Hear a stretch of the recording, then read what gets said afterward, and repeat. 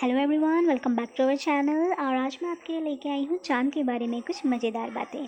जैसा कि हम सब जानते हैं कि चांद हमारी पृथ्वी का इकलौता प्राकृतिक उपग्रह है। वैज्ञानिकों का मानना है कि आज से 450 करोड़ साल पहले थैया नामक उल्का पृथ्वी से टकराया था, जिसकी वजह से पृथ्वी का कुछ हिस्सा टूटकर अलग हो गया, जो कि आगे जाके चांद बना।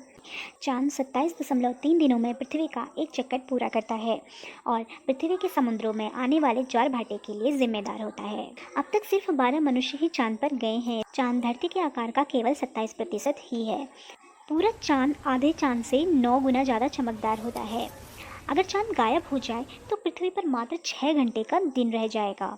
जब अंतरिक्ष यात्री एलन शैपर्ड चांद पर थे, तब उन्होंने एक गोल्फ बॉल को हिट मारा, जो कि तकरीबन 800 मीटर दूर तक गई। अगर आपका वजन पृथ्वी पर 60 किलो है, तो चांद की लो ग्रेविटी की वजह से चांद पर आपका वजन केवल 10 किलो ही होगा। यही कारण है कि चांद पर अंतरिक्ष यात्री ज़्यादा उछल कूद कर सकते हैं। चांद पृथ्वी के इर्द गिर्द घूमते समय अपना सिर्फ एक हिस्सा ही पृथ्वी की तरफ रखता है, इसलिए चांद का दूसरा भाग आज तक पृथ्वी से किसी मनुष्य ने नहीं देखा। लेकिन अंतरिक्ष यानों की सहायता से चांद के दूसरे हिस्से की तस्वीर ली जा चुकी है। क्या आपको पता है चांद हर साल पृथ्वी से 4 सेंटीमीटर दूर खिसक रहा है। अब से 50 अरब साल बाद चांद पृथ्वी के इर्द गिर्द एक चक्कर 47 दिन में पूरा करेगा। पर यह होगा नहीं, क्योंकि अब से 5 अरब साल बाद ही पृथ्वी सूर्य के साथ नष्ट हो जाएगी।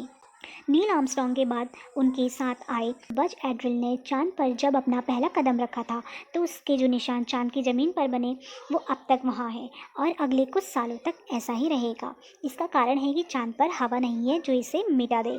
क्या आपको पता है कि 1950 के दशक के दौरान अमेरिका ने परमाणु बम से चांद को उड़ाने की योजना बनाई थी। अगर आप अपनी इंटरनेट की स्पीड से खुश नहीं हैं, तो आप चांद का रुख कर सकते हैं। जी हाँ, नासा ने वर्ल्ड रिकॉर्ड बनाते हुए चांद पर वाईफाई कनेक्शन की सुविधा उपलब्ध कराई है, जिसकी 19 Mbps की स्पीड बेहद हैरतअंगेज करने वाली है।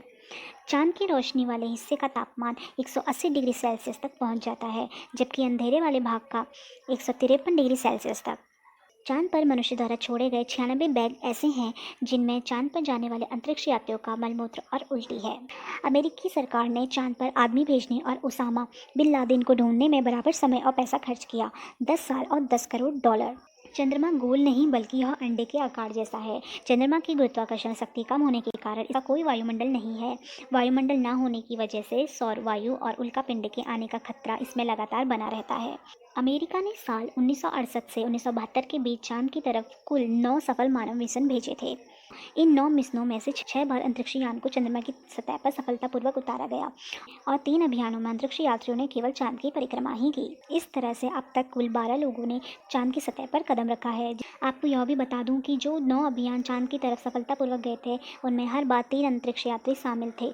लेकिन 3 अंतरिक्ष यात्री ऐसे भी थे जो 2-2 बार अभियानों का हिस्सा बने थे।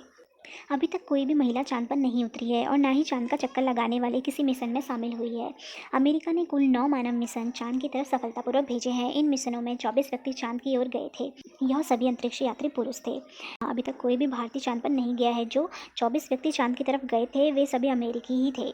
अभी तक सिर्फ अमेरिका ही चांद पर अपने लोगों को भेज पाया है। किसी और देश ने अब तक यह कारनामा नहीं किया है। लेकिन कुछ लोगों का कहना है कि कल्पना चावला चांद पर जाने वाली पहली भारतीय महिला है। यह सच नहीं है। कल्पना चावला अमेरिका की तरफ से अंतरिक्ष में गई थी और उन्होंने अंतरिक्ष यान से अपने साथियों के साथ पृथ्वी की परिक्रमा की थी। इसके सिवाय राकेश शर्मा और सुनीता विलियम्स ही भारतीय मूल के वो 2 व्यक्ति हैं जिन्होंने अंतरिक्ष की यात्रा की है। राकेश शर्मा रूस के मिशन में और सुनीता अमेरिका के मिशन में अंतरिक्ष में गई थी। दोनों ने अंतरिक्ष यान के जरिए पृथ्वी की परिक्रमा की थी। तो अब मैं आपको बता दूं कि चांद पर जाने में कितना समय लगता है। अभी तक जो अंतरिक्ष मिशन चांद की तरफ गए हैं, उन्हें पृथ्वी से चांद तक पहुंचने में औसतन 3 दिन का समय लगता है। यह अवधि इस बात पर निर्भर करती है कि यात्रा के लिए कौन सा मार्ग निर्धारित किया गया है। तो दोस्तों, इसी के साथ मेरी जानकारी अब समाप्त होती है और अब जल्दी से मेरे चैनल को सब्सक्राइब कर दीजिए और बेल आइकन प्रेस कर दीजिए, ताकि मैं आपको और अधिक रोचक जानकारियाँ दे सकूँ। Thank you. Please keep share my video.